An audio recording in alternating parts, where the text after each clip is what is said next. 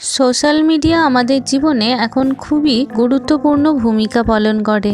নিজেদেরকে জাহির করার জন্য আমরা কিছু কিছু সময় অনেক কিছু বেশি বেশি করে ফেলি, যা ভবিষ্যতে আমাদের জন্য দুর্দশা ডেকে আনে। কিছুটা এই রকমই হয় আজকের এই দ্য এক্স মুভিটিতে, যেখানে সামান্য একটা ফেসবুক পোস্ট সাশার সাধারণ জীবনকে নরকে বদলে দিয়েছিল। এই মুভিটি হলো Russian horror movie the x, যেটা আজকে আমি এক্সপ্লেন করতে চলেছি। প্রথম সিনে আমরা সাশা নামের একটি স্কুল পড়ুয়াকে দেখতে পাই, যে তার বন্ধু অলেগের সাহায্য নিয়ে একটি ফেক ছবি ফেসবুকে আপলোড করে। যে ছবিটিতে আমরা সাশাকে একটা অচেনা মেয়ের সঙ্গে ঘনিষ্ঠ অবস্থায় দেখতে পাই। সাশা বন্ধুদের সামনে ছবির মেয়েটিকে নিজের গার্লফ্রেন্ড হিসেবে পরিচয় দেয়। এরপর কিছু বছর পরের সিন দেখানো হয়, যেখানে আমরা সাশা এবং কাত্যাকে তাদের বন্ধু অলেগ এবং জেনিয়ার সঙ্গে নিজেদের এনগেজমেন্ট সেলিব্রেট করতে দেখতে পাই। সেই সময় কাত্যা দেখায় কেউ একজন সাশার ফেসবুকের পুরনো ছবি শেয়ার করেছে, যেখানে সাশা তার সেই পুরনো গার্লফ্রেন্ডের সঙ্গে ছিল। কিন্তু সাশা কাত্যাকে বলে কেউ আমাদের সঙ্গে মজা করেছে, এই বলে ছবিটা ডিলিট করে দেয়। তারপর তারা বাড়ি এসে কাছাকাছি আসে, তখন পিছনে একটা নিউজ চলে, যেখানে দেখানো হয় বিয়েবাড়িতে একটা মেয়ে এসে হবু বরকে গুলি মেরে দেয় এবং নিজেও মরে যায়। সকালে কাত্যা চোখ খুলতেই কিছুটা দূরে কোনো একটা অচেনা মানুষকে দেখতে পায়। ভয় পেয়ে যখন সাশাকে ডাকে, সাশা ঘুরতেই কাত্যা আরও ভয়ঙ্কর চেহারা দেখতে পায় এবং চিৎকার করে উঠে। সেই সময় সাশা চলে এসে পরিস্থিতি সামলিয়ে নেয়। এরপরে আমরা কাত্যা আর জেনিয়াকে সুইমিংয়ের ড্রেসে দেখতে পাই। ওরা দুজনে সুইমিং করতে এসেছিল। সুইমিংয়ের সময় কাত্যা আবার সুইমিং পুলের ওপারে সুইমিংয়ের ড্রেসে অচেনা একজনকে দেখতে পায়, যে হঠাৎই জলের ভেতর লাফ দিয়ে দেয়। জলের ভিতরে খুঁজে কোথাও কাত্যা মেয়েটিকে দেখতে পায় না, আর সুইমিং পুলের চারধারে অন্ধকার ধোয়া ধোয়া হয়ে যায়। আর সুইমিং পুলের ভেতরে খুব ক্ষীণ শব্দ শোনা যায়।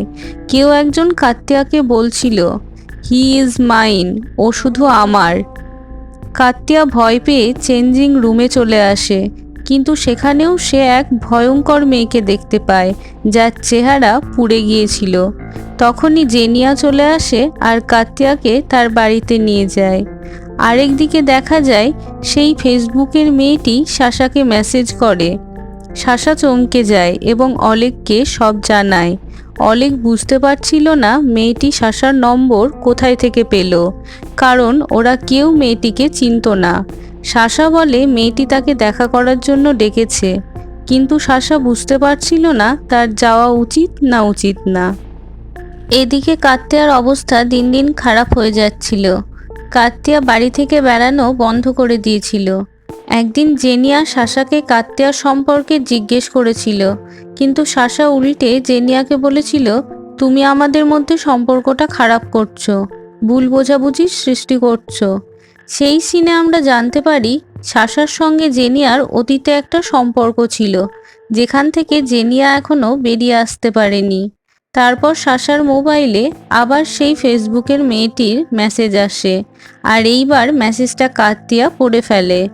এরপর সাশা আর কাত্যার মধ্যে খুব জোর ঝামেলা হয়। কাত্যা সাশাকে তার বাড়ি থেকে বের করে দেয়। সাশা চলে যাওয়ার পর কাত্যা জেনিয়াকে সব কিছু জানায় এবং তার বাড়িতে আসতে বলে। সে রাত্রে কাত্যা ইন্টারনেটে ওই মেয়েটিকে সার্চ করে। সেখানে ওই নিউজ আর্টিকেলটা পাওয়া যায়, যেটা সিনেমার শুরুতেই আমরা দেখেছিলাম। নিউজ থেকে জানা যায় সেই মেয়েটির নাম মারিয়া, যে এক সপ্তাহ আগেই শুটিং চলাকালীন মারা গেছে। এরপর থেকেই কাত্যা একটা ভয়ঙ্কর অবয়ব দেখতে থাকে। অস্পষ্ট কিছু জ্বলে যাওয়া পুড়ে যাওয়া চেহারা কাত্যা দেখতে পায়, আর এক অদৃশ্য শক্তি কাত্যাকে তুলে সামনের দেওয়ালে ফেলে দেয়। সেখানে তার মাথায় চোট লাগে। কাত্যা চোখ খুলে দেখে সে হসপিটালে। সাশা কাত্যাকে জানায় সাশা এবং জেনিয়া দুজনে কাত্যাকে হসপিটালে নিয়ে এসেছে অজ্ঞান অবস্থায়। কাত্যা সাশাকে জানায় তার এক্স গার্লফ্রেন্ড মারিয়া এক সপ্তাহ আগেই মারা গিয়েছে।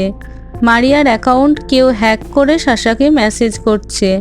সাশার সব সন্দেহ জেনিয়ার উপর চলে যায় এবং সাশা জেনিয়াকে উল্টোপাল্টা অনেক কিছু বলে। জেনিয়া অনেক বোঝানোর চেষ্টা করে, কিন্তু সাশা কোনো কিছু বিশ্বাস করছে না দেখে জেনিয়া রেগে হসপিটাল থেকে বেরিয়ে যায়। জেনিয়া বাড়ি ফিরে যায়, কিন্তু সেখানে জেনিয়ার সঙ্গে কিছু অদ্ভুত ঘটনা ঘটে।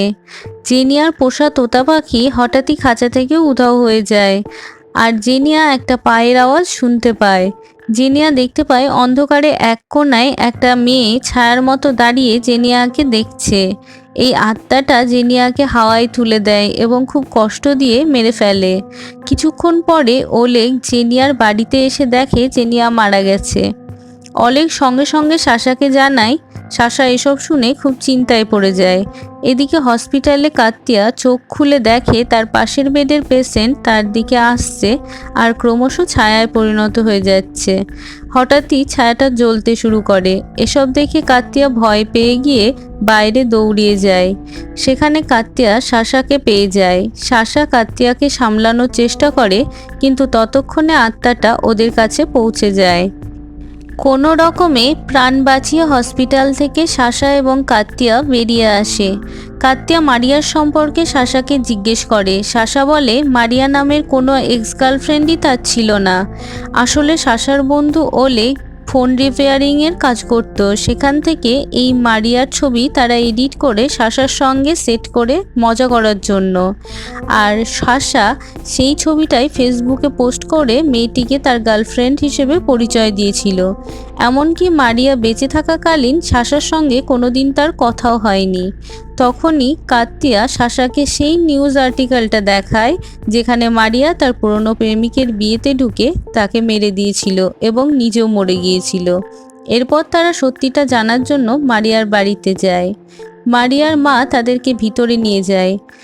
সেখানে কাত্তিয়া কিছু ফুডসের প্যাকেট দেখতে পায় যেটা ইন্টারনাল ফিডিংয়ের জন্য ব্যবহার করা হয়।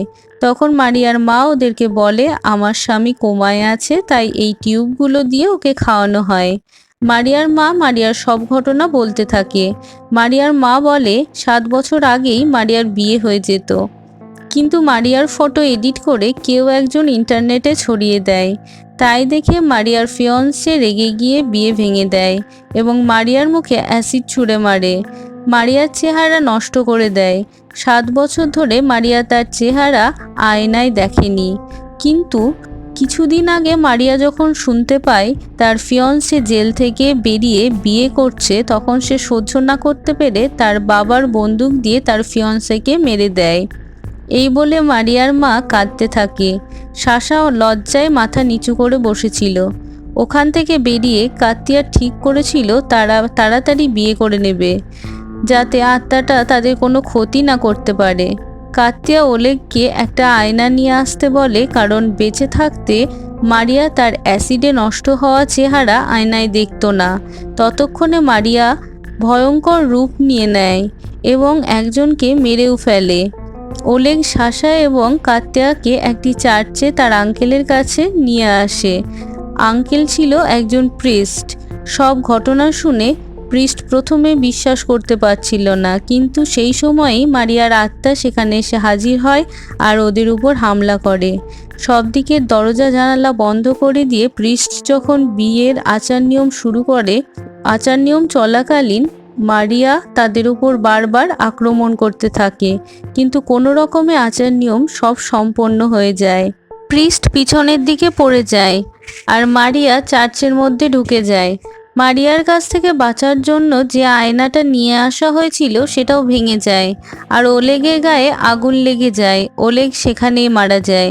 কাত্তিয়াকে বাঁচানোর জন্য সাশা একটি ঘরের ভিতরে বন্ধ করে দেয় আর নিজে মারিয়ার সামনে চলে আসে। কিছুক্ষণ পরে দরজা আপন মনে খুলে যায় আর কাত্তিয়া দেখে সাশা অজ্ঞান অবস্থায় পড়ে আছে। প্রিস্ট কাত্তিয়াকে বলে হয়তো এখনও মারিয়ার শরীরের অন্তিম সংস্কার করা হয়নি আর মারিয়ার আত্মাটা অন্য এক শয়তান নিজের কন্ট্রোলে নিয়ে চলে এসেছে। তার জন্য মারিয়ার আত্মা এই চার্চে ঢুকতে পেরেছে আর এত শক্তিশালী হয়ে গেছে। তখনই কাত্তিয়ার মারিয়ার বাড়িতে মারিয়ার মায়ের ইন্টারনাল ফিডিংয়ের কথাটা মনে পড়ে যায়। সাশাকে প্রিস্টের কাছে রেখে কাত্তিয়া মারিয়ার বাড়ি চলে যায়। মারিয়ার বাড়িতে গিয়ে কাত্তিয়া মারিয়ার লাশকে দেখতে পায় কিছু টিউব মেশিনের দ্বারা বাঁচিয়ে রাখা আছে। তখনই মারিয়ার মা এসে তার উপর আক্রমণ করে দেয়। কার্তিয়া মারিয়ার মাকে বোঝানোর চেষ্টা করে মারিয়াকে মুক্তি দেওয়া উচিত, কারণ মারিয়ার আত্মা কোনো শয়তানের কবলে আছে, আর সেই শয়তান মারিয়াকে দিয়ে সব খুন করাচ্ছে। মারিয়ার মা কিছুতেই মানতে চায় না, কিন্তু সেই সময়ই সেই শয়তান আত্মা চলে আসে এবং কার্তিয়ার উপর আক্রমণ করে মেরে ফেলার চেষ্টা করে। মারিয়ার মা নিজের সব ভুল বুঝতে পেরে সব মেশিনপত্র মারিয়ার শরীর থেকে খুলে দেয়। তখনই মারিয়া মারা যায় এবং শয়তানটাও শেষ হয়ে যায়। সাশার জ্ঞান ফিরে আসে। আমরা কার্তিয়া এবং সাশাকে একসঙ্গে দেখতে পাই।